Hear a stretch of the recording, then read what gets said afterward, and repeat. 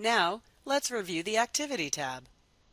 The Activity chart is the central location for viewing activity data on a patient. Activity that displays elsewhere in the chart, such as diagnostics activity, will display on this tab as well, allowing providers to view a story of the patient's stay. Use the Activity tab to view a patient's labs, reports, tests, and images for a selected visit, or most recent data across all visits. Also, you can view patient workload items, letters, and scans that may not be associated to any particular visit. To bring the Activity tab into full view, click the arrow button. You have the option to filter the information displaying on the screen. Clicking the Filter button invokes the Filter Activity Log overlay, allowing for filter options to be selected quickly and easily. You can restrict the data to display according to the patient care setting by selecting the ambulatory, emergency department, inpatient, and hospital outpatient settings.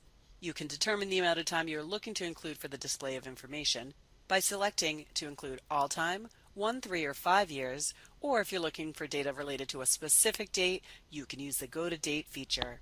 Additionally, in the subcategory column, you may choose the type of data you would like to display. You can narrow down some of the subcategories even further.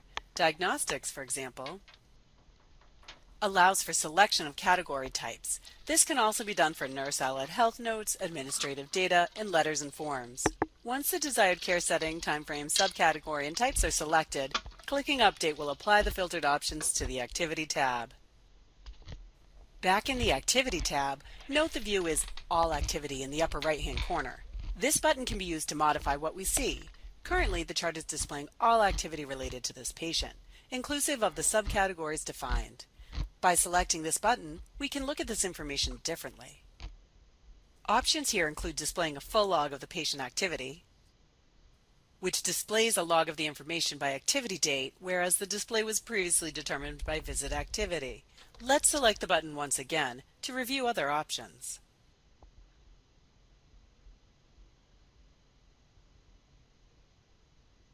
Here we are seeing the information broken into specific visits for the patient. There are a few more options available in this routine as well. Let's select the button once again. If the patient has older data that has archived from the system, Archive will be an option and will take you to the Archive desktop to view those reports. We can also take a look at the continuity of care documents for our patient. This allows you to directly review any of the information included on the continuity of care document by selecting the document itself. We can also select Migrated Progress Notes, if any exist for the patient. Migrated Progress Notes are notes from a prior Meditech platform, for example client server, that display in the Expanse chart. Also, if there are any scanned records for the patient in the electronic chart, they can be accessed by selecting Record Scans. This will bring you directly to the eChart desktop. Now that we have reviewed the Activity tab, let's review the Flowsheet tab of the chart.